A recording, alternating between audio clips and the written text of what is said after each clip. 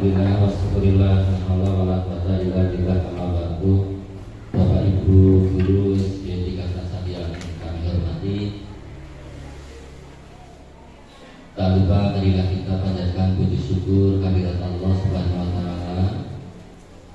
Pada pagi hari ini kita masih dapat dipertemukan dalam keadaan sehat, tidak ada halangan apapun. Salawat dan salam selalu tercurah bagi baginda Nabi Agung Muhammad Sallallahu Alaihi Wasallam, Nabi yang insyaallah kita semua ikuti segala jejak dan ucapannya. Mudah-mudahan kita semua selalu tercatat sebagai umatnya dan pada akhirnya besok kita mendapat syafaat. Bapak Ibu yang kami hormati, terima kasih atas kehadiran panjenengan di ruangan ini dalam rangka kegiatan diseminasi,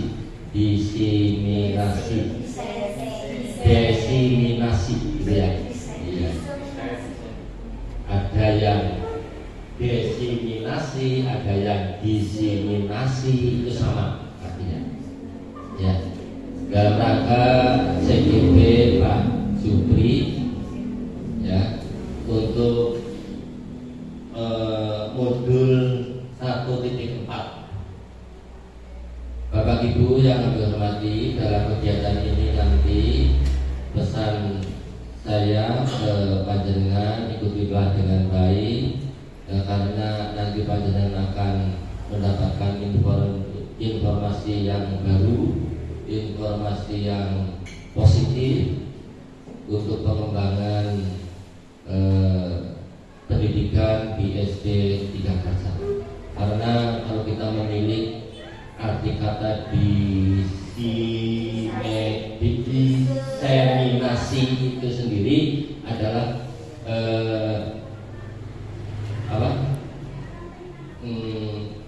penularan atau penyampaian, penyebaran budaya positif dari Pak Jupri, ya, kepada panjenengan, ya. Jadi nanti Pak Jupri akan memberikan informasi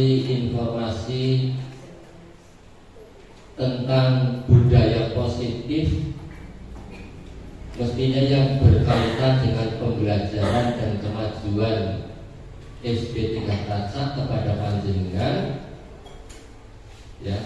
Nanti panjenengan dalam kegiatan ini bisa memberikan tanggapan ataupun diskusi, karena kegiatan ini tidak hanya satu arah, ya.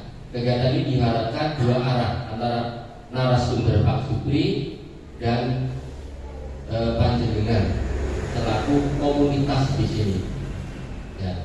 Jadi nanti ada hal-hal yang positif yang nantinya akan disampaikan oleh Pak Jupri.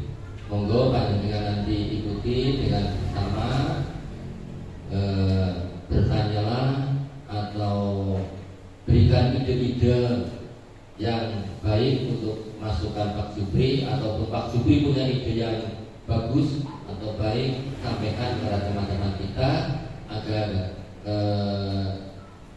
kemajuan ataupun prestasi sekolah kita pada umumnya dan kompetensi panjenengan pada khususnya dapat meningkat. Itu tujuan daripada kegiatan pada siang hari ini. Jadi penyebaran informasi budaya positif oleh CGP Pak Jupri kepada panjenengan semua. Nah, monggo ikuti dengan baik, berikan masukan ataupun pertanyaan kepada Pak Jupri untuk masukan ide-ide yang baik yang nantinya akan dapat Anda pergunakan bersama-sama. Mungkin hanya itu tambahan dari kami selaku Kepala Sekolah SD 3 Kasat. Kalau nanti waktunya minimal itu 1 jam, ya, dan tidak boleh diedit, ya, harus Monggo dilaksanakan dengan sebaik-baiknya. Dan dari saya apabila ada kekurangan, kesalahannya mohon maaf yang sebesar-besarnya. Bila itu hidayah. Assalamualaikum warahmatullahi wabarakatuh. Waktu sebenarnya kami serahkan kepada CGP Pak.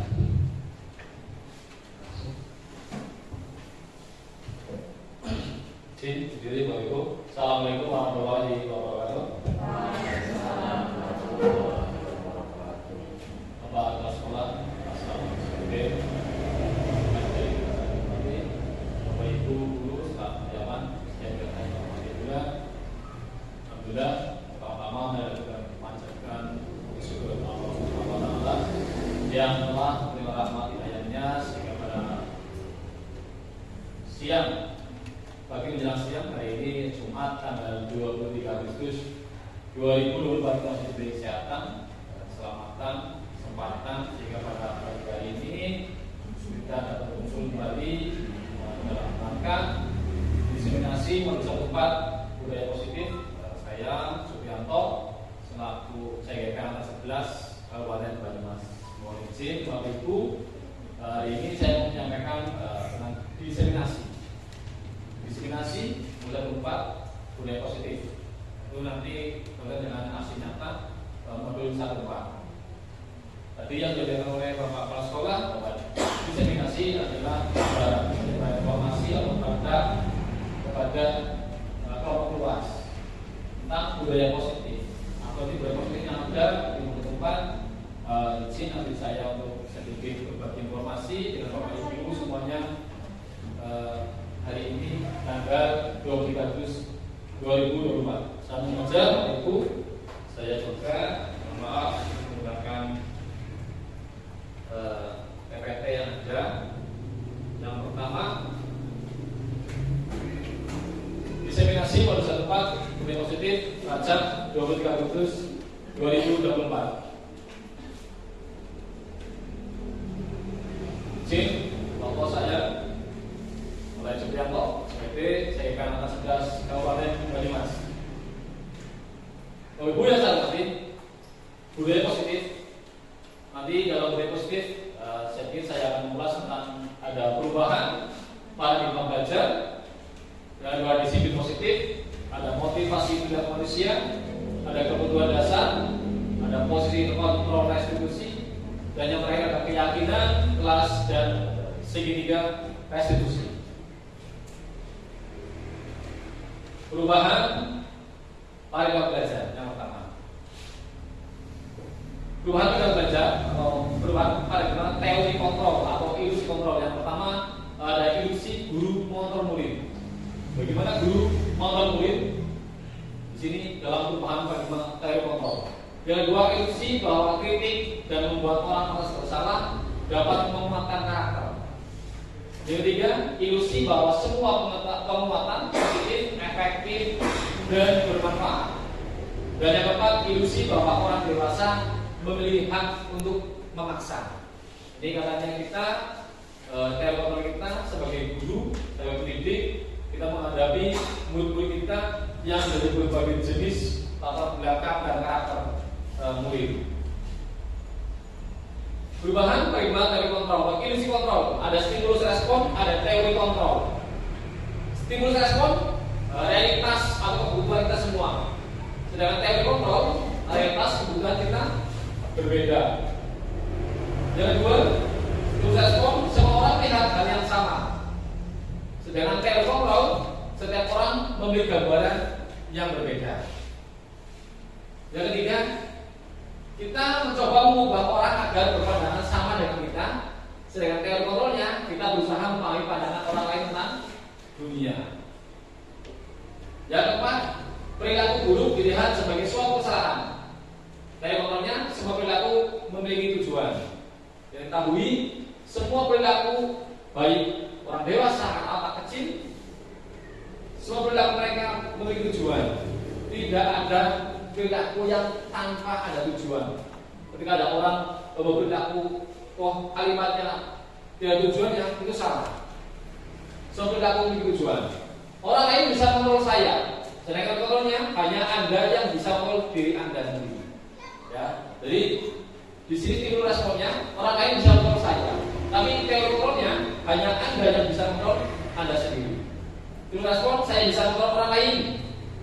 Teori kontrolnya Anda tidak bisa mengontrol orang lain. Ini kebalikannya. Pemaksaan ada pada saat rujukan gagal. Teori kontrolnya kolaborasi dan konsensus menciptakan pilihan-pilihan baru. Dan terakhir adalah stimulus respon model berpikir menang kalah. Teori kontrolnya model berpikir menang-menang. Ini sedikit Bapak Ibu untuk paradigma teori kontrol. Namun sebelum itu, mohon maaf ini tegas langsung tanpa ada briefingnya. Kata Ibu Bukan, katanya biar pelajaran kelas 1 menyenangkan, biasanya banyak nyanyi-nyanyi seperti itu. Nanti, mohon maaf Bapak Ibu, nanti ada nyanyi yang salah. Seperti biasa, nanti biasanya ada nyanyi-nyanyi tentang pendidikan. Ya, begitu Bapak Ibu. Izin saya lanjut karena waktunya sudah cukup siang. Disiplin positif, disiplin positif. Kalau kita mengenai kata disiplin positif, disiplin, kita akan tahu. Yang terbayang apa itu disiplin, maka ada keluar kata-kata tertib, teratur, kepatuhan pada peraturan, hukuman. Disiplin buat ketidaknyamanan. Nah, kita tidak berjalan disiplin positif. Disiplin pasti bukan kata tertib. Tertib ketahui, tertib adalah peraturan yang harus dipatuhi. Bukan teratur juga. Kepatuhan pada peraturan sama saja. Hukuman. Berbicara disiplin pasti tidak akan lepas dari namanya hukuman. Makanya di sini disiplin membuat ketidaknyamanan. Itu disiplinan.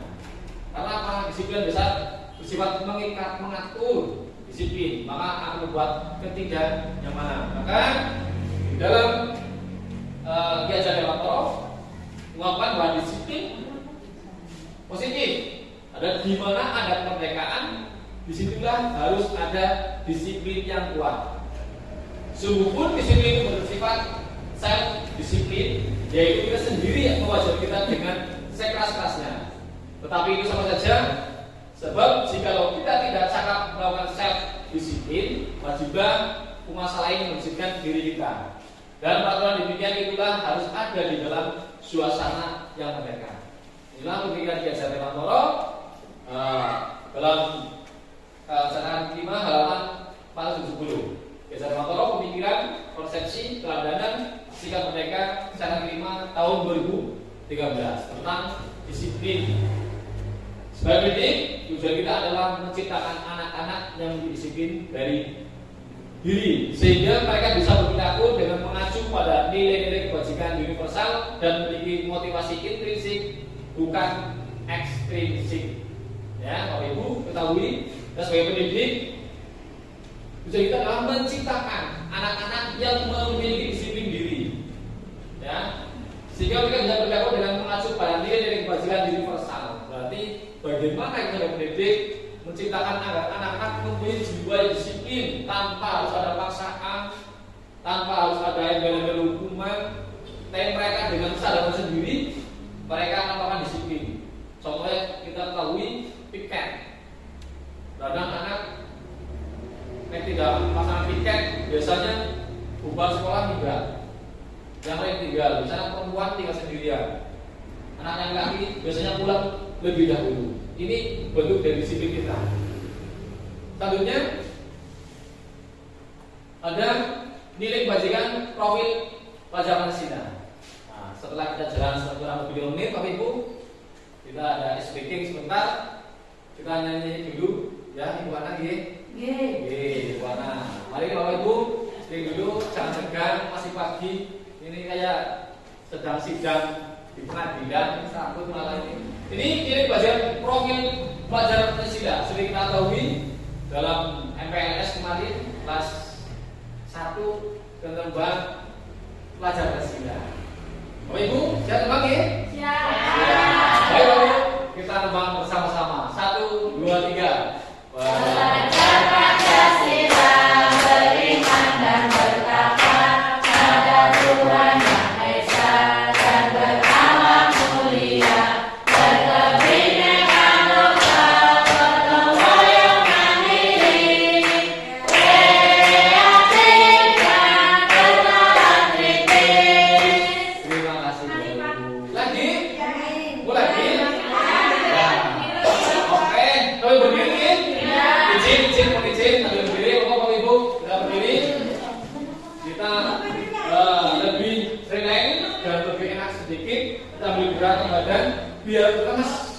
Biar lemes. Siap, Bapak Ibu?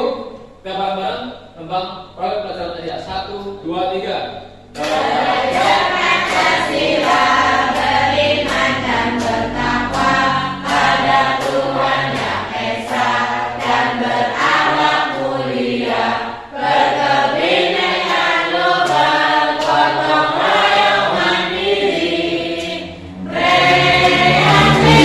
kreatif dan bernalar titik. Oke, terima kasih Bapak Ibu. Tepuk tangan untuk Bapak Ibu semuanya. Terima kasih Bapak Ibu. Inilah pelajar Pancasila. Jadi pastikan profil Pancasila yang pertama beriman, bertakwa kepada Tuhan Yang Maha Esa dan berakhlak mulia. Ini sudah jelas. Beriman, bertakwa. Yang kedua, berkebinekaan global. Yang ketiga adalah gotong royong, yang keempat mandiri, yang kelima kreatif, dan keenam bernalar kritis. Berikutnya ada motivasi perilaku manusia. Mohon maaf ini gambarnya Giat Bosen. Ya, motivasi perilaku manusia. Teori motivasi. Teori motivasi menurut Giat Bosen dalam bukunya Restructuring School Discipline. Nyatakan ada 3 alasan motivasi perilaku manusia. Yang pertama yaitu untuk menghindari ketidaknyamanan atau hukuman. Ya, motivasi perilaku manusia. 3 alasan motivasi perilaku manusia. Jadi manusia berperilaku ada 3 alasannya. 1 untuk menghindari ketidaknyamanan atau hukuman. Yang kedua untuk mendapatkan imbalan atau penghargaan dari orang lain. Ini biasanya. Ini lebih banyak biasanya. Anak-anak biasanya pengen dapat guru B, pengen mendapat penghargaan, pengen dapat reward dari gurunya dan orang lain. Ini lebih banyak biasanya. Bahwa imbalan atau penghargaan dari orang lain. Yang ketiga, alasan motivasi perilaku manusia itu untuk menjadi orang yang mereka inginkan dan menghargai diri sendiri dengan nilai-nilai yang mereka percaya.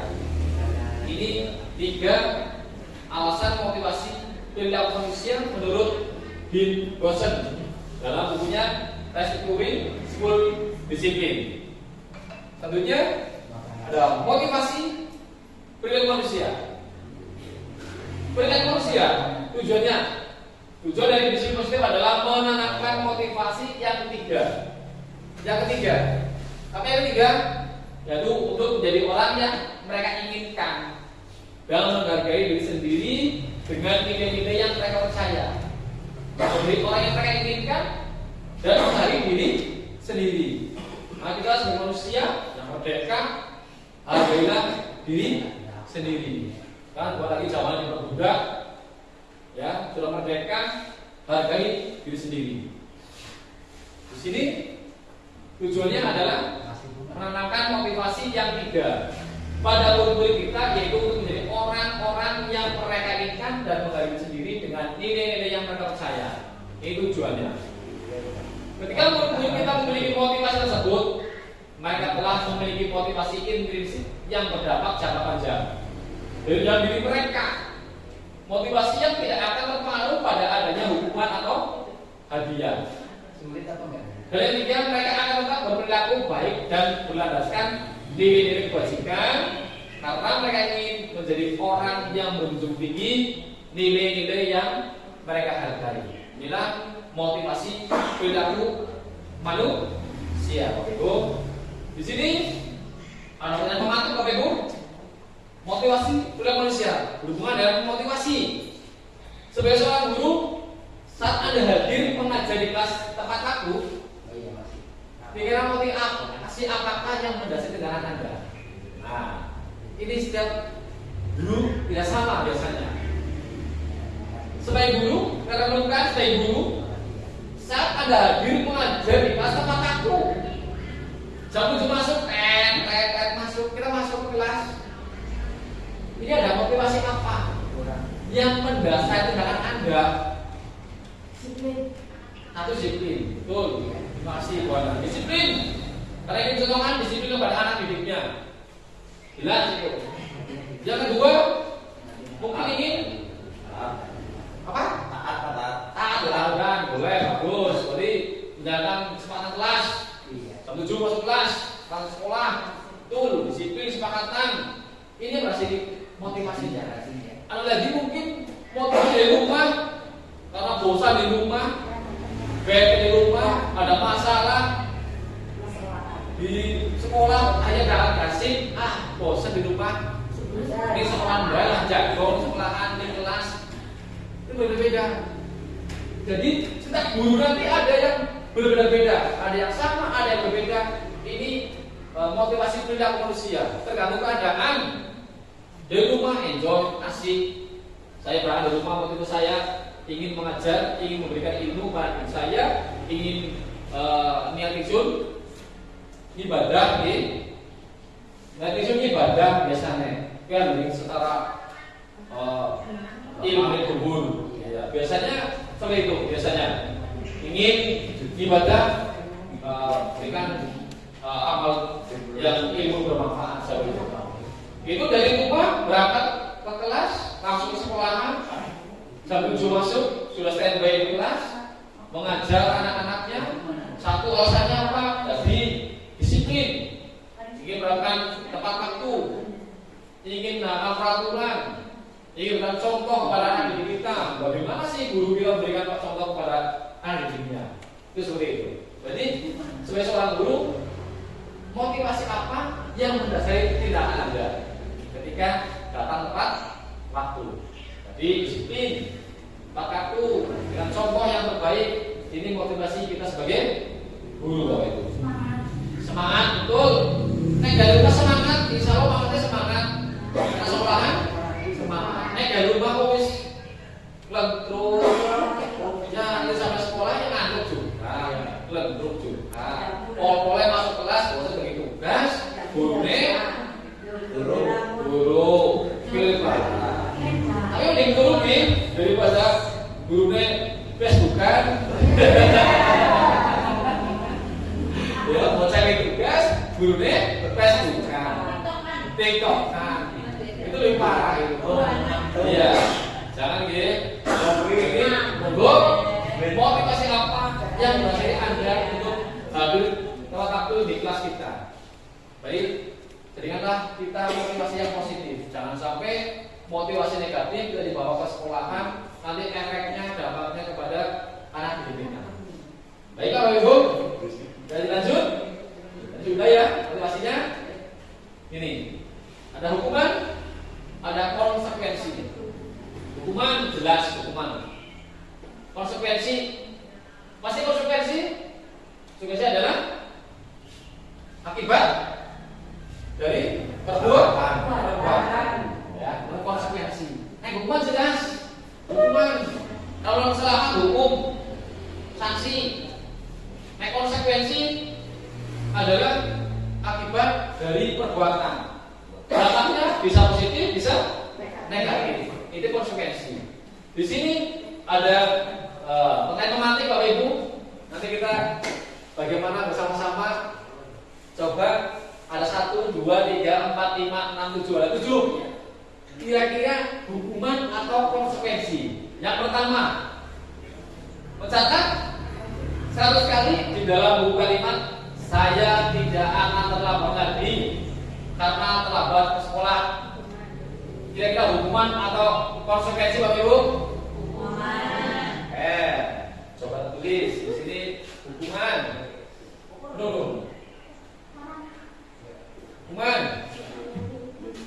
Yang kedua, lari mengelilingi lapangan basket 2 kali. Lapangan, jadinya lapangan. Karena terlambat hadir di sekolah. Hukuman. Hukuman.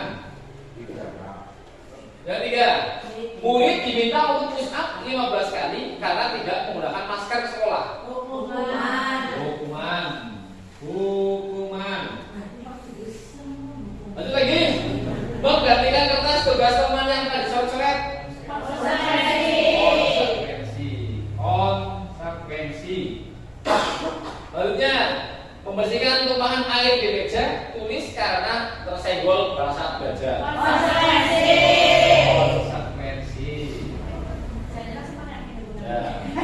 Selanjutnya,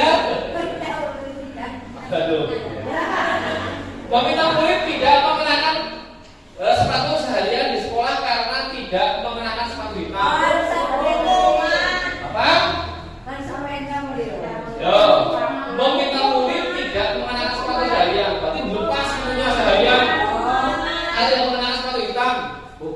hukuman. Hukuman. Yang terakhir, lari mungkin lapangan basket atau lapangan halaman 2 kali 15 menit untuk pelajaran PJK. Hukuman.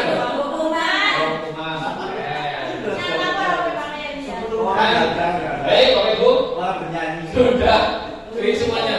Catat satu kali hukuman, lari, hukuman, murid, hukuman, mulai kertas tugas, konsekuensi, bersihkan teman air, konsekuensi, meminta murid tidak menggunakan sepatu, hukuman, lari yang adalah hukuman. Kita cek jawabannya, Bapak Ibu. Semoga betul semuanya. Nah, yang pertama hukuman betul. Bahwa satu kali dalam buku 5 saya tidak akan terlambat lagi adalah suatu hukuman. Yang kedua, lari mengelilingi lapangan basket 2 kali karena terlambat hadir di sekolah. Ini hukuman. Ya. Terus murid diminta push up 15 kali karena tidak menggunakan masker ke sekolah. Ini hukuman, itu bukan konsekuensi. Ya, karena hukuman dengan konsekuensi itu tipis. Oh, maaf ini. Salah kecil. Ya. Terus mengandikan kelas tugas teman bisa coret. Ini konsekuensi. Betul. Terus memberikan tumpahan air, membersihkan tumpahan air di meja karena tersenggol pada saat belajar. Ini konsekuensi. Ya. Terus murid disuruh untuk mengenakan sepatu harian adalah hukuman. Dan yang terakhir, lari keliling lapangan basket 2 kali karena dapat serumit itu PJK adalah konsekuensi, bukan hukuman. Ya, karena ini di sini terangin di sini. Pelajaran PJK. Nah, ini berbeda di sini. Ini ada hampir sama ini.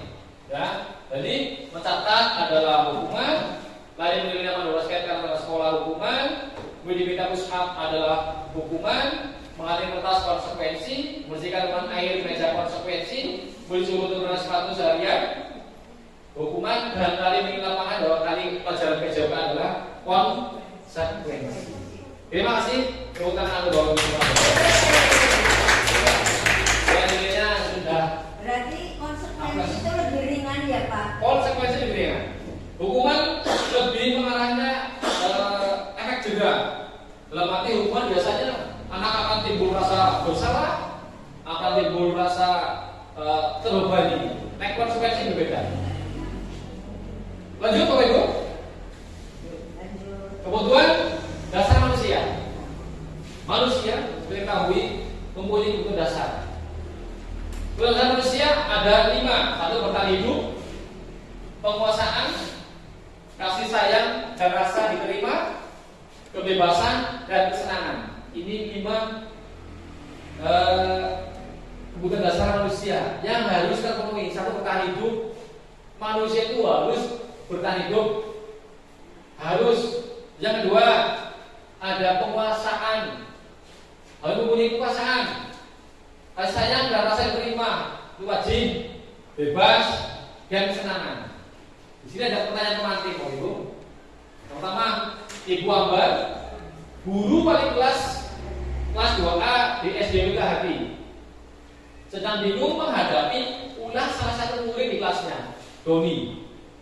Beberapa anak di kelas 2A telah datang padanya dan mengeluhkan Doni yang seringkali meminta bekal makan siang mereka dengan paksa. Diminta bekal makanannya.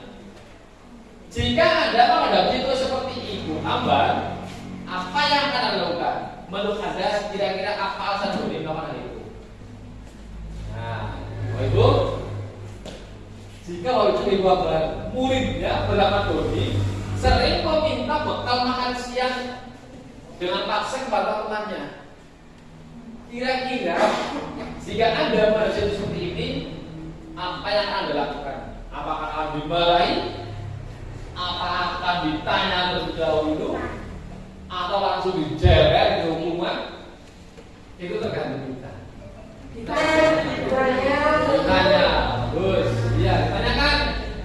Karena apa alasannya? Doni sampai meminta-minta makanan temannya dengan maksa. Contoh. Kenapa kamu meminta dengan paksa makanan teman-temanmu?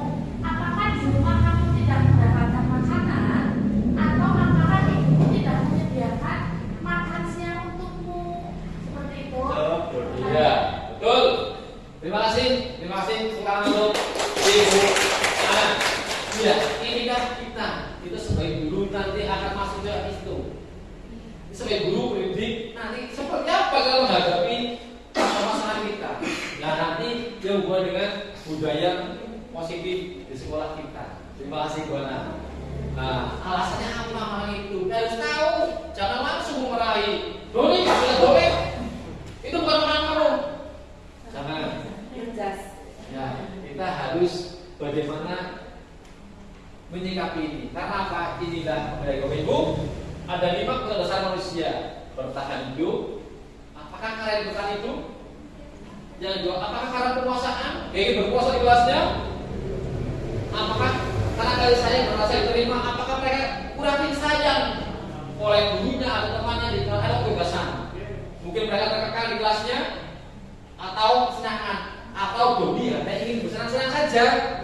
Ini kan 5 kebutuhan dasar manusia yang kita pelajari. Ya, ini pertanyaan penting dari Ibu Abah. Baik Ibu, lanjutkan. Kebutuhan dasar manusia menurut Dr. William Besser menyatakan seluruh tindakan manusia memiliki tujuan tertentu, yaitu memenuhi kebutuhan dasarnya. Kebutuhan dasar terpenuhi, murid tumbuh dengan seimbang dan bahagia. Kebutuhan dasar tidak terpenuhi dengan baik akan menimbulkan emosi negatif. Ini Bapak Ibu, seluruh tindakan manusia memiliki tujuan tertentu, yaitu memenuhi kebutuhan dasarnya. Tadi kebutuhan dasar manusia ada 5. Jika kebutuhan dasar terpenuhi, maka murid tumbuh dengan seimbang dan bahagia. Itu pasti. Senangan terpenuhi, kebutuhan hidup terpenuhi, kebebasan terpenuhi, maka ini akan tumbuh dengan seimbang dan baik. Tapi kebalikannya, jika tidak terpenuhi dengan baik akan menimbulkan emosi negatif. Ini pasti. Ini udah dasar manusia. Contoh saya kita sebagai pendidik, ketika kita bekerja, ada salah satu faktor yang tidak terpenuhi. Contohnya kasih sayang. Mungkin di rumah mungkin Bapak Ibu dengan kakak-kakaknya dan adik-adiknya dilakukan tidak sama mungkin oleh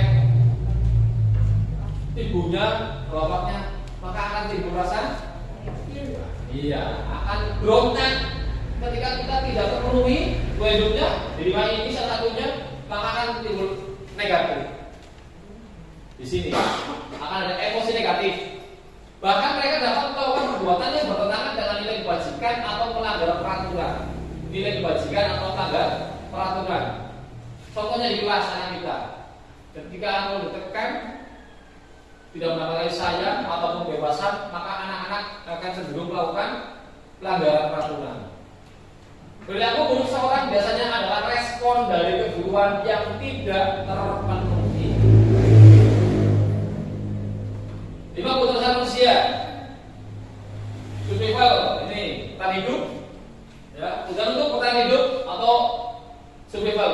Yang kedua, kebutuhan untuk merasa diterima, love and belonging, ya, itu love and belonging, ya, kebutuhan untuk merasa diterima.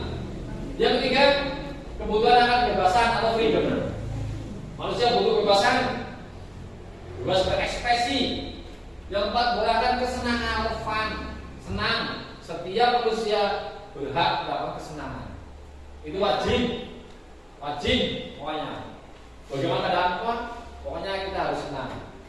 Entah di rumah ada rumahnya seperti apa, pokoknya senangan jangan sampai ditinggalkan. Ini kebutuhan dasar manusia. 5. Yang terakhir kebutuhan manusia adalah kebutuhan akan penguasaan atau power. Penguasaan di sekolah kita punya kekuasaan di bidang masing-masing, Bapak Ibu. Yang jelas di kelas masing-masing. Di kelas 1 yang otomatis Ibu Afifah ya punya kekuasaan pada pengolahan kelas 1. Kelas 2, kelas 3, kelas 4, kelas 5, kelas 6. Kelas 6 saja ada 2 kelas, A dengan B otomatis berbeda. Kelas A dengan B beda. Kelas 5A dan B berbeda. Itu seperti itu. Ini 5 kebutuhan dasar manusia yang harus terpenuhi: survival, love and belonging, freedom, fun, power. Ini 5 kebutuhan dasar. Dari kebutuhan dasar ini saya mau coba untuk sini. Yang pertama, kebutuhan dasar untuk bertahan hidup atau survival. Apa sih kebutuhan dasar bertahan hidup? Yaitu bersifat fisiologis untuk bertahan hidup, misalnya kesehatan, rumah rumah, dan makanan. Kesehatan, kita sebagai manusia, kita berhak untuk berhidup dalam kesehatan. Sehat, jelas sehat. Sehat jasmani rohani. Jasmani rohani, betul. Jasmani sehat, rohani sehat, tidak sehat, ya tidak. Nah, betul. Kesehatan itu harus jasmani, harus rohaninya. Awalnya sehat, tapi rohani tidak sehat, ya percuma, stres. Betul. Rohnya depresi, betul.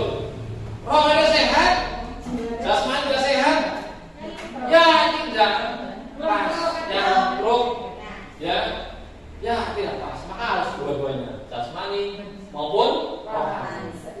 Ya, terus bertahan hidup, rumah. Manusia kita punya rumah untuk bertahan hidup. Insya Allah rumah kita tidak harus istimewa, tidak harus mewah. Kalau punya rumah, insya Allah sudah terpenuhi. Insya Allah kita sudah. Kontrak tidak apa-apa. Saya masih berdua. Nyaman, betul. Ini, kemudian yang pertama. Dan makanan ini makanan ini yang paling banyak malah. Dalam kesehatan, rumah dan makanan biasanya makanan yang nomor 1. Wah, ini kira-kira. Pak, kita itu hidup untuk makan atau makan untuk hidup? Nah, hidup untuk makan atau makan untuk hidup? Itu seperti itu pertanyaannya. Hidup untuk makan, apa makan untuk hidup?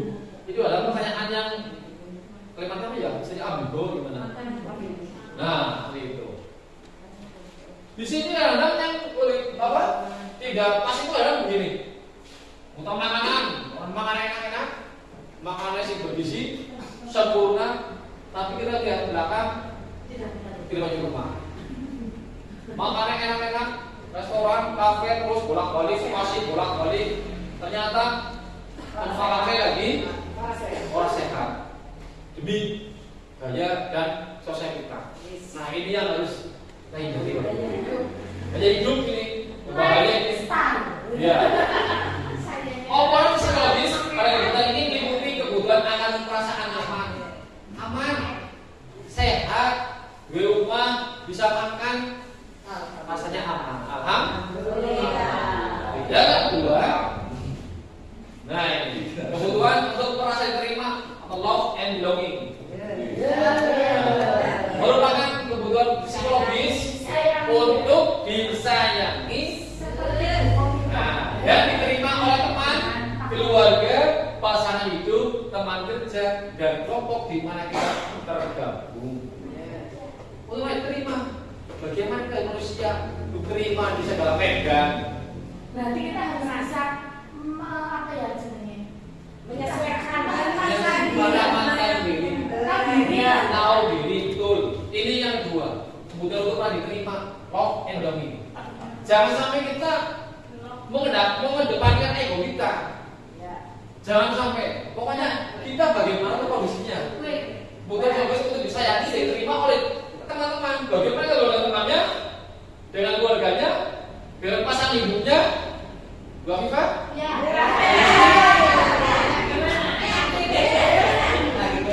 Dengan teman kerjanya dan kelompok di mana kita tergabung. Ini bagaimana boleh diterima ini love and belonging. Ini yang kedua, kebutuhan yang kedua. Belonging artinya apa? Ya, ini yang kedua Bapak Ibu. Ini yang sulit, kadang-kadang sulit kadang. Kalau menghadapan ego kita, kadang-kadang kita harus ada sedikit permasalahan, atau sedikit mungkin strength atau pendapat. Yang ini yang kedua yang kita kadang-kadang kita karena apa? Tadi manusia punya kebebasan, ingin punya rasa bebas, merdeka, biasanya berkaitan dengan ini. Ya, karena merasa saya lebih pandai, saya lebih bisa, maka di sini biasanya sering bergesekan seperti itu. Yang ketiga kebutuhan akan kebebasan atau freedom, bebas. Bukan akan itu mandiri. Bagaimana sih kita akan kebutuhan ini? Kita mandiri. Bagaimana kita sudah merdeka, kita sudah berumah tangga, yang belum berumah tangga ya mohon maaf ini. Kemandiriannya Belum mandi. Sudah mandi, belum mandi, otak. Kemudian mandian, bagaimana kemudian kita mampu mandiri? Ya, Bu Rizky belum punya pasangan, apa? Saya sudah mandiri. Sudah mandiri. Jadi mandiri itu tidak harus punya pasangan. Ya, tidak harus. Karena saya mampu sendiri, nggak perlu saya mandiri. Ya, kemudian kemandirian adalah otonomi. Ya, kemudian akan memiliki pilihan dan mampu mengendalikan arah hidup seseorang. Ke depan saya mau bagaimana, saya mau tujuannya apa, maka setiap manusia harus punya ini mampu melihat arah hidup seseorang. Arahnya mau dibawa kemana? Hanya kita yang tahu. Kita sebagai guru ke depannya seperti apa? Dengan pilihan yang banyak sekali. Kalau mau di pengawas, mau jadi korbin, mau di kepala sekolah, atau kepala dinas, atau tetap menteri olahraga, ya, atau mungkin aja punya misi saya akan maju jadi dewan pilihan tidak apa-apa. pelatih. Dan ini arah diri seorang. Hal yang dilakukan dulu yaitu membuat pembelajaran dengan metode yang beragam dan menarik. Tadi guru, kita kembali lagi cerita sebagai guru. Maka hal yang dilakukan apa kita untuk arah hidup seorang hubungannya dengan kebutuhan kebebasan. Kita sebagai guru otomatis jelas kita akan berikan pelayanan maksimal untuk nabi kita, yaitu bagaimana membuat pelajaran dengan metode yang beragam dan menarik, membuat pelajaran yang berdiferensiasi sesuai minat mereka, layak dengan kita. Ya, positif sekolah kita SD Negeri 3 Rasa. Kita buat pelajaran yang beragam dan menarik. Bagaimana murid kita akan menarik pembelajaran kita? Jangan sampai murid di bulan ngantuk, awal tidur. Itu berarti yang salah bukan muridnya, tapi kita yang salah dalam membuat metodenya. Tapi kan gurunya ada. Nek guru itu baik berarti bercanda. Ini cina orang gurunya. Cacingan ini. Jangan sampai. Salah metode. Ya, nek tidur ya 2 menit ngelap ya aja. Mungkin habis begadang atau terus lelem sama banyu. Terima kasih diri, mohon maaf. Tapi kalau kan turun di kelas turun, kan banget dan obatnya ada yang tidak beres, bersih kesehatannya atau mentalnya itu. Dan pelajarannya berbeda sesuai dengan mereka. Ini kan guru dasar saya yang ke 3. Lalunya guru dasar saya yang ke-4, kebutuhan akan kesenangan atau fun. Kebutuhan untuk mencari kesenangan, bermain dan tertawa. Bagi mereka yang senang, menung saking senang, gue rasa senang. Ajak kesukaan, ajak. Oh ya, kuring-kuringan bahasa kuring-kuringan. Tapi dia senang, kemanapun enak, enjoy. Pokoknya kesemanapun senang, makan senang, ketemu karo senang. Mencari kesenangan, bermain dan bertawa. Bermain orang dewasa, bermainnya orang dewasa. Ibu guru bermainnya kena umpet di sekolahnya lucu. Ya, kena umpetnya anak kecil lah. Ibu anak Pak Fendi kena umpetnya kan lucu. Bergerak. Itu bisa. Dah, ini kesenangan. Mencari kesenangan, bermain dan tertawa. Karena di situ belum bahagia. Nah, betul. Maka fokusnya adalah kan kita. Mencari kesenangan. Bagaimana anak-anak senang di sekolahan, bertemu dengan temannya, untuk bertemu dengan gurunya. Kayak udah senang di rumah. Aku nanti ketemu dengan olahraga. Nanti kita olahraga. Di rumah senang olahraga. Semangat. Sarapan pagi pakai baju olahraga senang. Tapi di sekolahan bermain dan tertawa. Senang. Mau senang biasa bermain tertawa. Senang. Tidak ada yang orang susah kok bermain tertawa tidak ada. Orang susah biasa cenderung diam. Sudah senang bermain tertawa.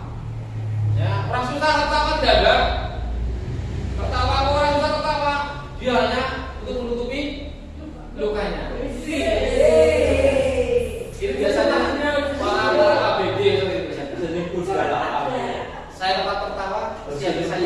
terluka. Itu bisa. Jadi kuda lah. Itu biasanya untuk ibu sana itu, ibu sana. Itu biasanya. Ibu nanti Pak. Ibu sana tak? Ibu sana. Ibu barengan. Ibu sana. Oh, sama. Ibu sana lah. Sana.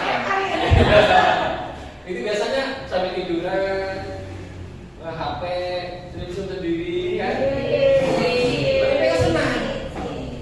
Ya, hal yang dilakukan guru memasukkan kegiatan menyenangkan ke dalam belajar. Iya, makanya sebagai guru, maka bagaimana kita sebagai guru pendidik, bagaimana kita akan memasukkan kegiatan menyenangkan dalam pelajarannya. Mungkin lebih banyak pembelajaran yang anak sukai. Metodenya seperti apa biasanya? Biasanya anak lebih senang dengan hal-hal yang konkret, yang nyata, atau mungkin dengan media yang lebih bagus lagi. Mungkin nanti suatu saat tahun berapa setiap kelas mempunyai proyektor dengan gambar yang bagus, jernih, dengan suara yang enak, anak menyenangkan. Seperti bioskop, kan? Tidak ada nonton bioskop susah, sedih, tidak ada. Kalau nonton bioskop ya,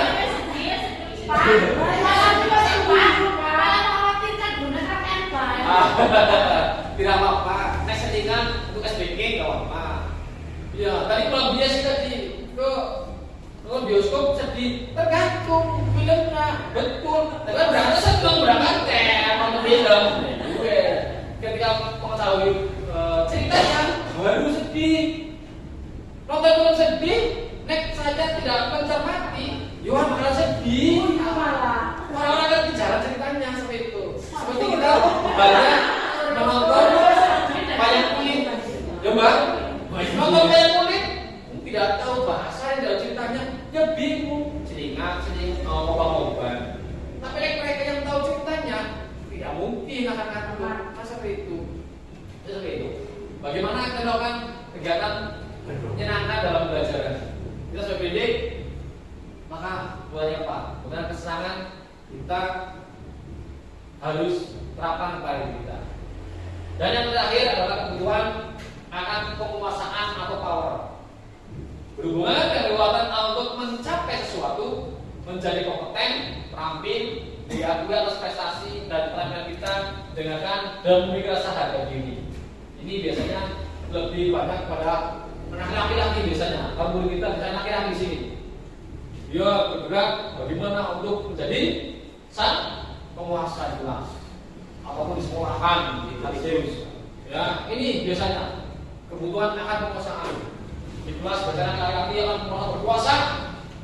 Ya, diakui atas prestasi keterampilannya. Jadi mereka laki-laki biasanya karena apa ya, egonya, emosinya biasanya anak, ya, tapi tidak mengakui atas prestasinya. Tapi di sini adalah kebutuhan penguasaan adalah mencapai menjadi kompeten, terampil, diakui atas prestasi dan keterampilan kita, didengarkan dan memiliki rasa harga diri. Nah, kebutuhan penguasaan ini tercapai, maka harga diri juga akan tercapai. Hal yang dilakukan guru yaitu diberikan kesempatan untuk membuat keputusan. Setiap anak kelas kita, maka kita sebagai guru berhak memberikan keputusan kesempatan kepada anak didik kita. Bagaimana kita berdiskusi, bermusyawarah terhadap anak didik kita. Berikan mereka kesempatan. Jangan mereka hanya mendengar, tapi ajak mereka untuk membuat keputusan dan berekspresi itu.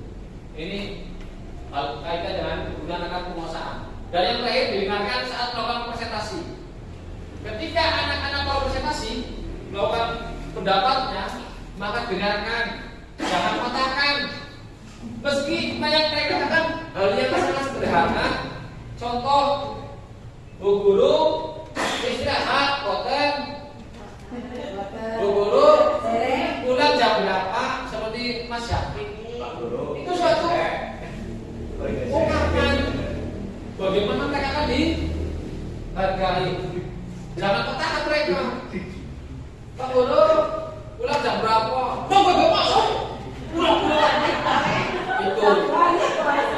Iya, itu seperti biasanya. Kenapa? Karena kita geget juga kan. Iya. Jadi kita geget karena nembel masuk takon pulang. Nah itu. Saya geget bukan marah saya tanya. Nembel masuk kok. Belum istirahat, boten. Nah, kan? Nembel masuk kok istirahat. Nembel masuk takon pulang. Ini, dengarkan mereka presentasi. Itu dari hal yang sepele. Dan di waktu dasar manusia, dengan pemahaman dasar manusia, kita dapat lebih memahami murid agar dapat membimbing murid kita agar menjadi pribadi yang berdaya, seimbang dan bahagia.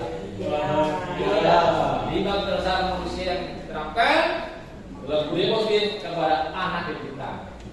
Maka di sini disebutkan dalam dasar manusia kita dapat lebih memahami murid, dapat membimbing murid kita agar menjadi yang berdaya, seimbang dan bahagia. Bahwa itu kita ketahui nanti bahwa setiap anak memiliki karakter dan karakter dan latar belakang yang berbeda. Maka bagaimana lima dasar ini kita terapkan kepada diri kita? Jangan sampai lima kebutuhan dasar diri kita terabaikan. Jika tadi dijelaskan, jika salah satu kebutuhan manusia tidak terpenuhi, maka lebih emosional negatif. Ya, inilah 5 kebutuhan dasar manusia Bapak Ibu. Satunya, kebutuhan dasar manusia ada posisi kontrol.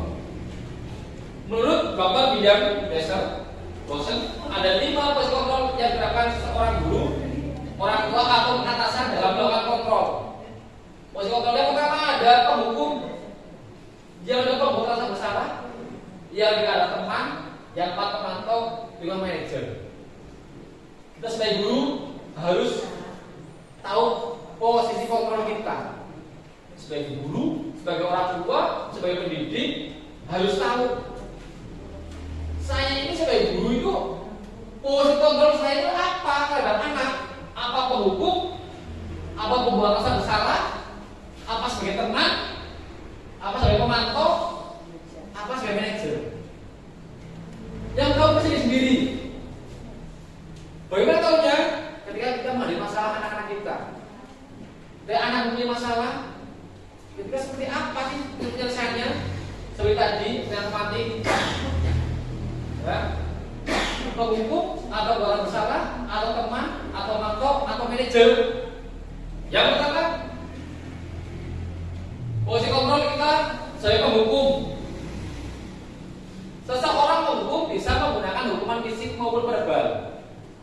Orang-orang yang menjalankan posisi penghukum senantiasa mengatakan bahwa sekolah memerlukan sistem atau alat yang dapat lebih menekankan murid-murid lebih dalam lagi. Guru-guru yang menerapkan posisi penghukum akan berkata ini, Bapak Ibu, kalimat-kalimat posisi kontrol kita sebagai pendidik. Ketika kita sebagai penghukum, patuhi aturan saya atau awas. Nah ini, patuhi aturan saya atau awas. Ini penghukum. Yang kedua, kamu selalu aja salah pada diri kita. Ini penghukum. Selanjutnya, pasti selalu yang terakhir selesai. Nah ini penghukum.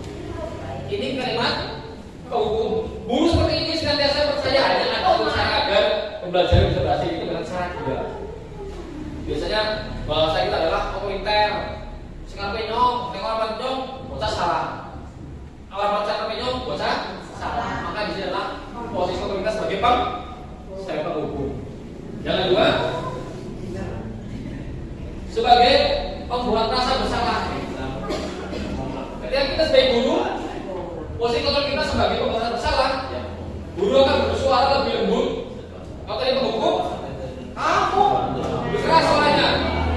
Mereka bersalah lebih lembut suaranya. Menggunakan keheningan yang membuat orang lain merasa tidak nyaman, bersalah atau rendah diri.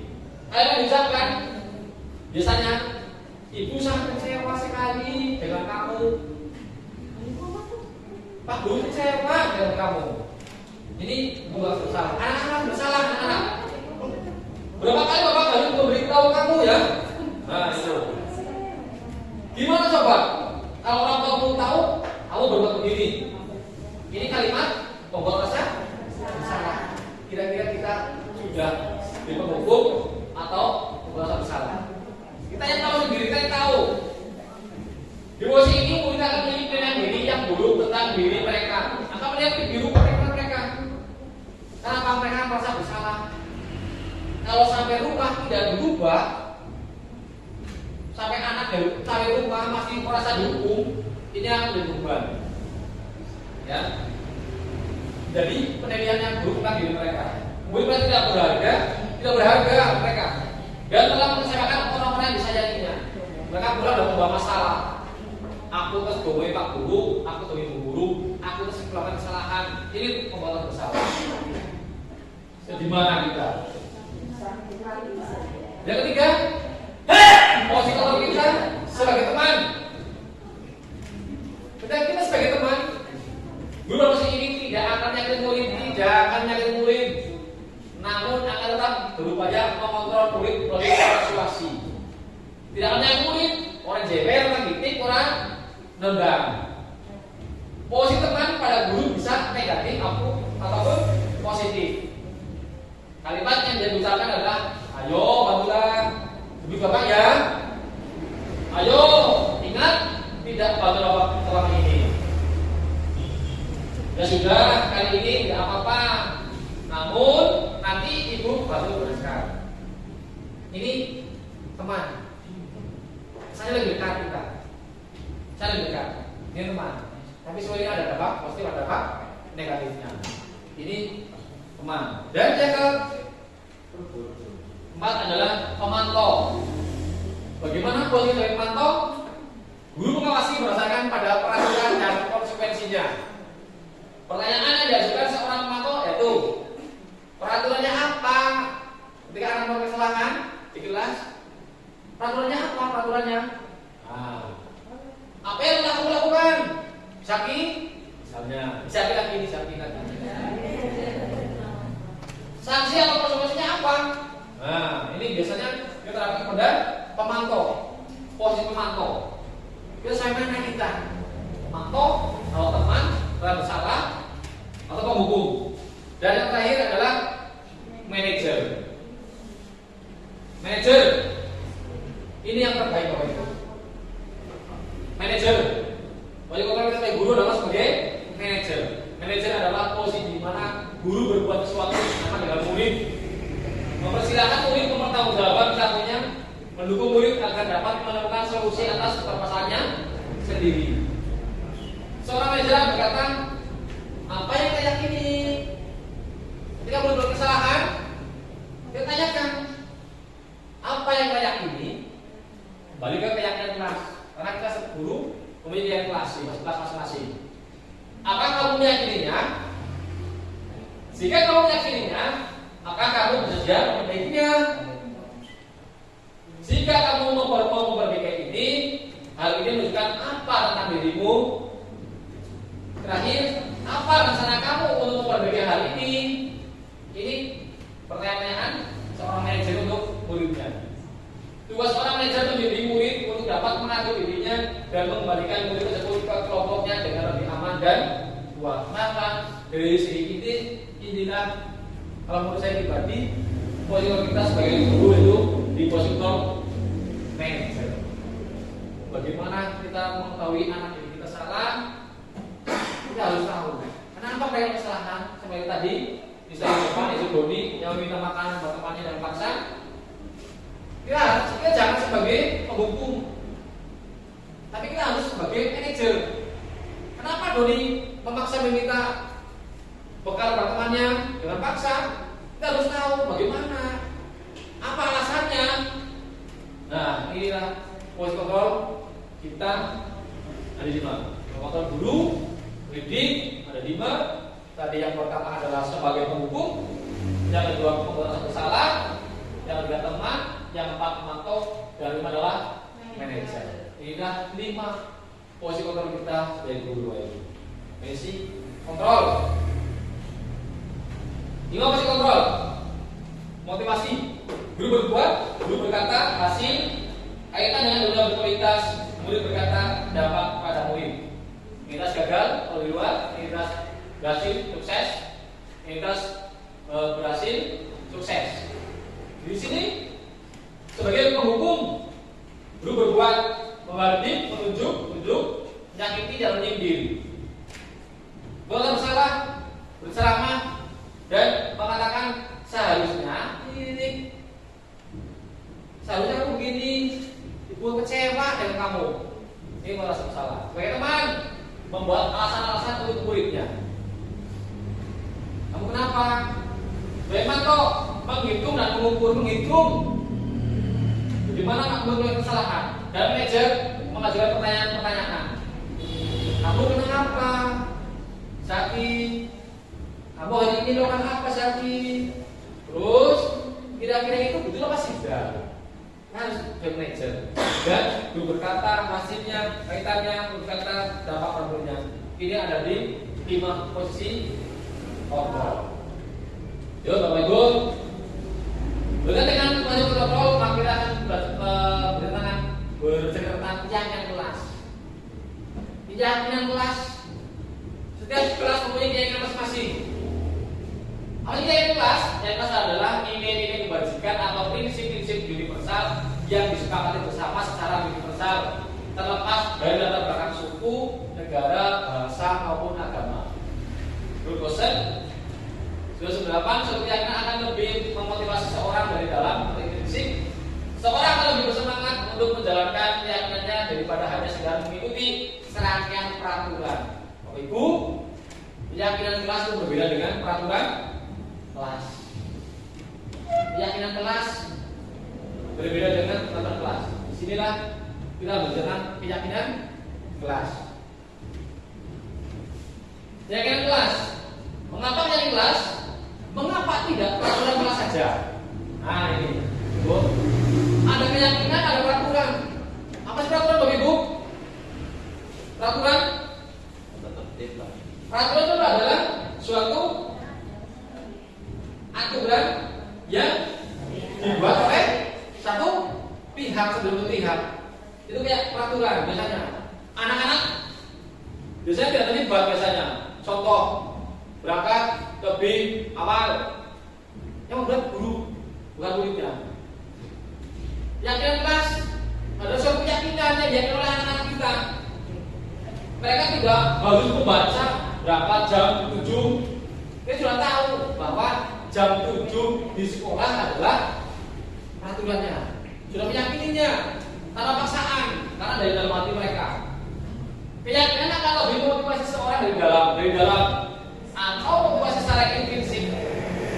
Seseorang akan lebih tergerak dan bersemangat untuk menjadi keyakinannya daripada hanya sekedar mengikuti serangkaian peraturan yang mengatur mereka harus berlaku begini atau begitu, yang membuat tidak nyamanan dan terpaksaan ini. Tidak nyaman dan terpaksa peraturan. Keyakinan insya Allah tidak ada keterpaksaan.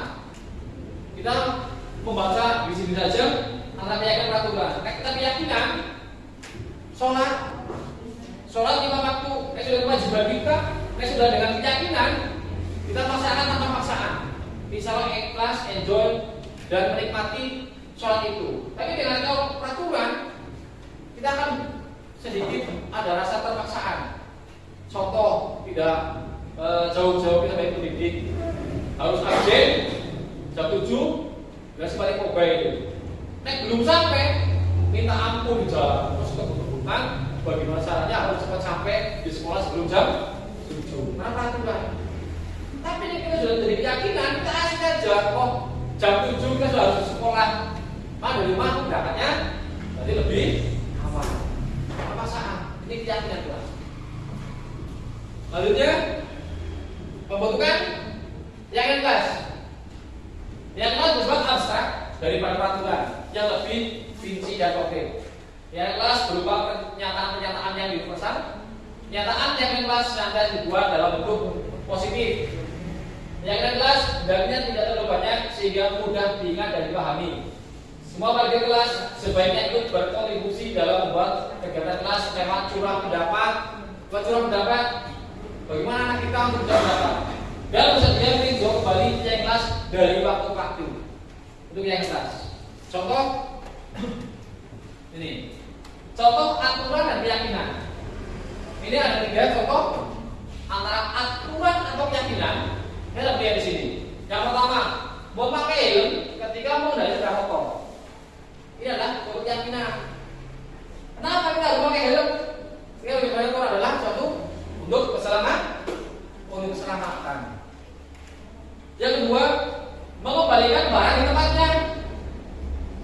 Ini sebuah keyakinan apa? Untuk tanggung jawab. Jadi mengambil barang, kembalikan ke tempat semula. Itu tanggung jawab. Bentuk tanggung jawab kita. Jangan sampai mengambil di sini, nanti ditinggal beli. Contoh seperti tadi misalnya selesai tinggal beli. Ini berarti tidak. Ini tanggung jawab. Ini keyakinan. Memberi kesempatan berpendapat. Ini keyakinan apa? Menghargai orang lain. Bagaimana kita menghargai orang lain ketika teman kita atau orang lain dalam berpendapat. Ini contoh aturan dan keyakinan. Ini Bapak Ibu, ini bentuk contoh dalam pembuatan keyakinan kelas. Ini seperti ini. Ini bukan menggunakan kertas stick apa ya? Sudah salah. Ya ini. Ini sana diberikan curang pendapat. Kira-kira keyakinan apa ya? Menghargai orang lain, tanggung jawab, disiplin, kesehatan. Ya, ini peraturannya dilarang kotor tembok, dilarang berjalan sendiri, terus dilarang membuli teman-temannya. Tulis semuanya ditempel. Tempel dan pokokkan. Bagaimana nanti kita ambil sebagai keyakinan kelas. Ini contoh pembuatan pembentukan keyakinan kelas. Selanjutnya ada restitusi. Bapak Ibu yang saya hormati, kita berbicara budaya positif, tidak lepas yang namanya restitusi. Apa restitusi?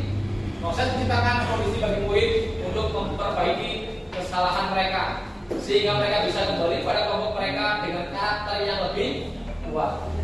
Bagaimana kita memperbaiki kesalahan murid sehingga mereka bisa kembali pada kelompok mereka dengan karakter yang lebih kuat. Itu namanya restitusi. Ciri restitusi, satu, bukan untuk menebus kesalahan, namun untuk belajar dari kesalahan. Ketika ada murid bersalah, maka murid harus belajar kesalahan tersebut. Ya, jangan ulangi lagi. Ketika murid salah, bagaimana ke depannya murid itu agar tidak salah lagi? Maka belajarlah dari kesalahan. Yang kedua, memperbaiki hubungan. 3, tawaran, bukan paksaan. Yang 4, restitusi, untuk kelihatan diri. Yang 5, restitusi, mencari kebutuhan dasar yang sudah saya ceritakan. Yang 6, restitusi diri adalah cara yang paling baik untuk memperbaiki diri. Yang 7, restitusi fokus pada karakter bukan tindakan. Yang 8, restitusi fokus pada solusi. Yang 9, mengembalikan murid yang bersalah pada kelompoknya. Itu ciri-ciri restitusi. Restitusi semua dengan segitiga. Segitiga restitusi. Apa segitiga restitusi? Adalah suatu proses dialog yang dilakukan oleh guru atau orang tua agar dapat menghasilkan murid yang mandiri dan bertanggung jawab. Karena segitiga restitusi. Pertama restitusi guru akan memposisikan diri sebagai manajer sehingga akan muncul motivasi intrinsik pada murid digambarkan pada setiap sisi segitiga restitusi. Digambarkan setiap sisi segitiga restitusi. 1, menstabilitas. Yang kedua, memvalidasi tindakan salah. Yang ketiga adalah menanyakan keyakinan. Ini proses pembahasan masalah melalui segitiga restitusi. Bila restitusi validasi tindakan salah adalah menanyakan keyakinan. Stabilitas. Stabilitas, setiap orang pasti pernah melakukan kesalahan. Kamu bukan satunya yang pernah melakukan ini. Ini stabilitas. Yang kedua, validasi tindakannya salah. Kamu tentu punya alasan mengapa melakukan itu. Ada cara yang lebih efektif untuk mendapatkan apa yang kamu butuhkan. Di sisi keyakinan yaitu yakin kelas apa yang kamu sepakati dan kamu ingin menjadi orang yang seperti apa. Inilah segitiga restitusi.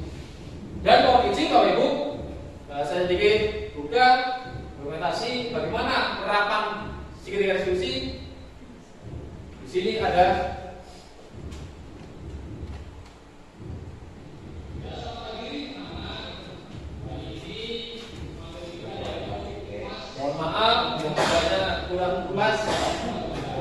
Kita coba saja bagaimana kita terapkan segitiga restitusi para anak didik kita.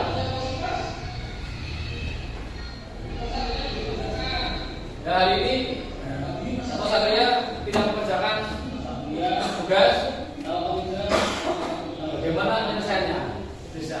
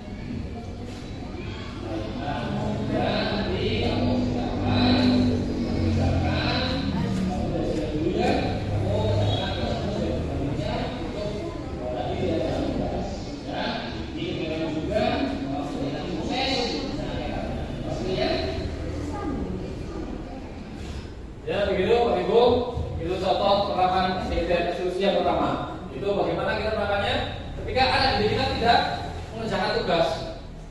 Bagaimana penerapannya? Ini kalau seperti ini. Ini penerapan segitiga restitusi. Sebagai manajer, tanyakan alasannya apa. Terus yang kedua, apa keyakinan kita? Keyakinan kita bagaimana ketika ada anak yang tidak mengerjakan PR? Ya harus tahu bagaimana. Biasanya anak saya mengerjakan tugas Pak Guru seperti itu. Dia akan melaksanakan evaluasi diri seperti itu. Terus ditanyakan juga alasannya apa, terus yakin kelas apa, terus konsekuensinya apa. Ini untuk contoh yang pertama penerapan segitiga restitusi, yaitu ketika anak tidak mengerjakan PR tugas. Yang kedua, satu lagi, mohon maaf, ini contoh ketika ada anak membuang sampah sembarangan. Nah, membuang sampah sembarangan, bagaimana kita sebagai guru dalam melakukan segitiga restitusinya?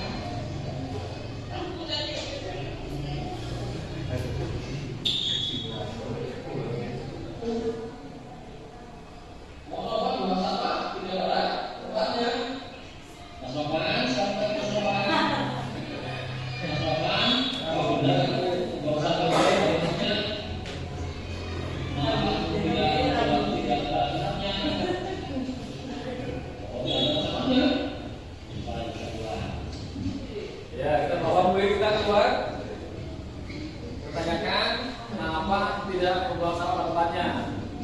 Lalu kita akan berikan contoh langsung.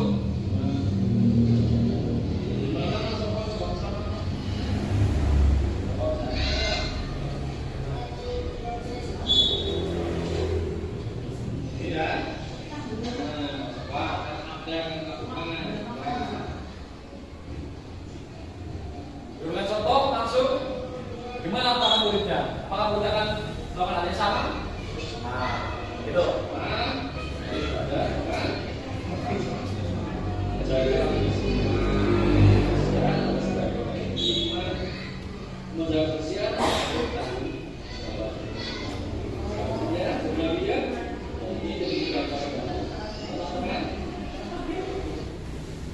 Bapak Ibu, itu penerapan segitiga restitusi untuk dua kasus. Yang pertama yaitu anak tidak mengerjakan PR, yang kedua membuang sampah sembarangan. Bagaimana penerapannya? Dan setelah itu ada tahapannya.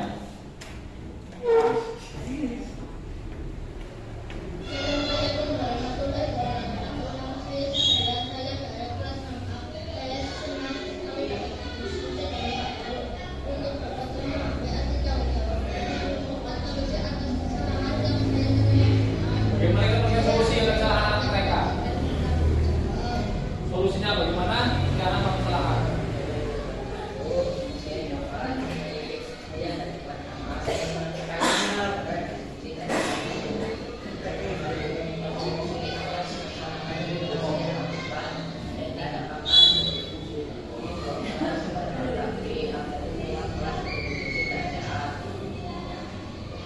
Terima kasih Bapak Ibu. Inilah contoh penerapan segitiga restitusi. Kurang lebih seperti itu. Selanjutnya, bagaimana respon murid setelah kita melakukan segitiga restitusi? Bagaimana kita menyelesaikan masalah ketika berhadapan dengan murid kita? Setelah kami contoh kemarin, menentukan bagaimana penjelasannya, maka selalu satu. Pada kita restitusi, murid akan merasa lebih dihargai. Pasti dihargai. Kenapa dihargai? Karena kita bagaimana menanyakan anak alasannya apa, dan kita memberikan contoh, dan juga kita bagaimana mencari solusi, bagaimana anak memberikan solusinya, bagaimana anak akan memberikan solusi atau penyelesaian seperti apa. Mereka tidak disalahkan atas apa yang sudah mereka perbuat, tapi lebih pada penyelesaian masalah. Jangan disalahkan, tapi bagaimana penyelesaian masalahnya. Kamu tidak mengerjakan PR, ya. Terus apa yang dilakukan? Maka mereka akan otomatis jawab, saya akan jangan nanti Pak Guru. Terus seperti itu. Ini penyelesaian masalahnya. Ditanyakan alasan mengapa mereka melakukan hal tersebut tanpa takut dimarahi atau dihukum. Ketika kita menanyakan kepada anak mereka atau mereka anak-anak, mereka bertanya, apa kita bertanya? Kenapa mau melakukan itu? Pasti semua anak ada alasan sendiri. Itu pasti. Murid akan lebih jujur dalam melakukan alasannya, akan jujur, tidak akan berbohong, tidak mengerjakan PR. Biasanya satu ya alasannya ketiduran, yang kedua lupa. Itu sudah pasti jawaban itu, ya. Dan dapat menimbulkan motivasi untuk dapat memperbaiki kesalahan tersebut di masa depan.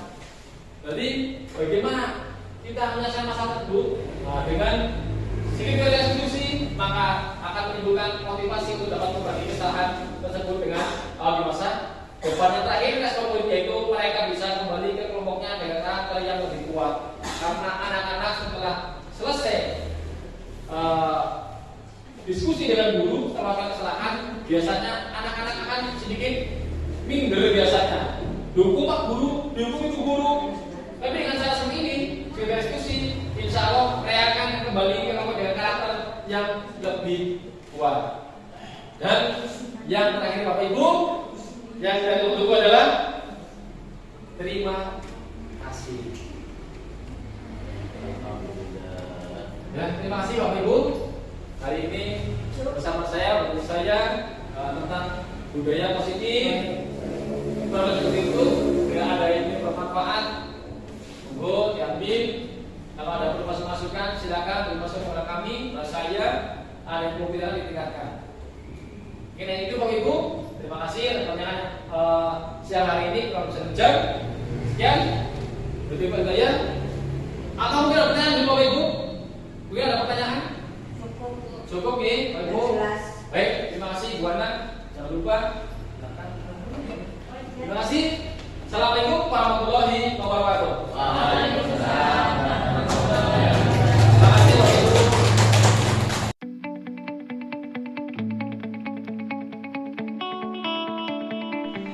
Ya, selamat pagi anak. Hari ini materi kita yaitu IPAS, yaitu bagaimana tubuh kita bergerak. Ada IPAS ya? Baiklah. Ada yang belum saya IPAS? Mas Satria belum mengerjakan. Selamat pagi Mas Satria. Mas Satria, tahu atau tidak kenapa kamu dipanggil ke depan Ustaz Guru? Iya, tadi kamu dipanggil ke depan kan tadi Mas Satria tidak mengerjakan tugas. Kenapa kamu tidak mengerjakan tugas Mas Satria? Kenapa kamu lupa?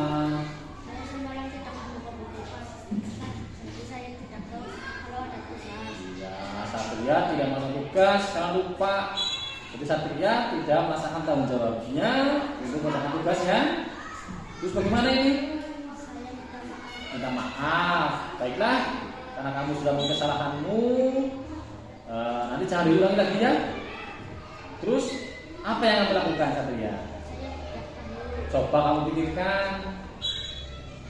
Baiklah, saya akan mengerjakan di waktu istirahat. Baiklah, Mas Satria, nanti kamu waktu istirahat, kamu kerjakan, kamu dari saya dulu ya, kamu kerjakan tugasmu sebagai penggantinya untuk tadi tidak mengerjakan tugas. Ya, ini demi kamu juga. Semoga kamu jadi anak sukses dunia akhiratnya. Ya Mas Satria ya.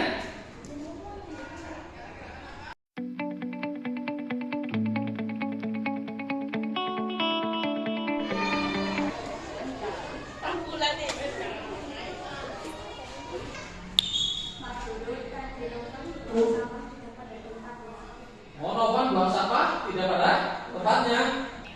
Mas Novan, selamat pagi Mas Novan. Mas Novan, oh benar kamu membuang sampah tidak pada tempatnya. Kenapa kamu tidak membuang sampah tidak pada tempatnya? Oh, tidak ada tempat sampahnya. Coba kita keluar.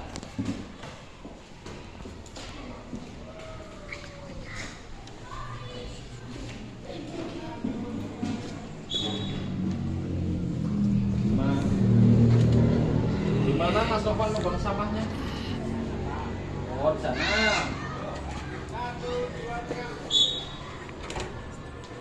Iya. Nah, sobat, sekarang apa yang akan melakukan, sobat?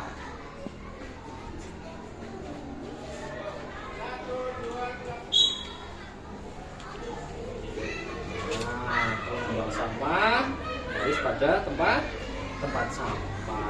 Jagalah kebersihan, karena kebersihan adalah sebagian dari iman. Menjaga kebersihan adalah bentuk tanggung jawab kita semuanya. Saya bersihan ya, sekali lagi ya.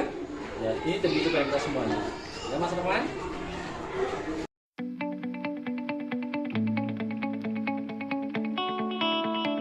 Assalamualaikum warahmatullahi wabarakatuh. Nama saya Satria, saya dari kelas 6A. Saya senang sekali dapat berdiskusi dengan Pak Guru untuk dapat memahami arti tanggung jawab dan menemukan solusi atas kesalahan yang saya telah lakukan. Saya harus lebih banyak belajar dan bertanggung jawab.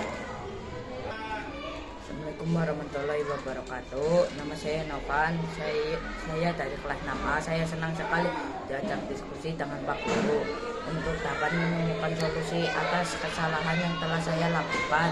Saya tidak akan membuang sampah sembarangan lagi agar lingkungan kelas menjadi bersih dan sehat.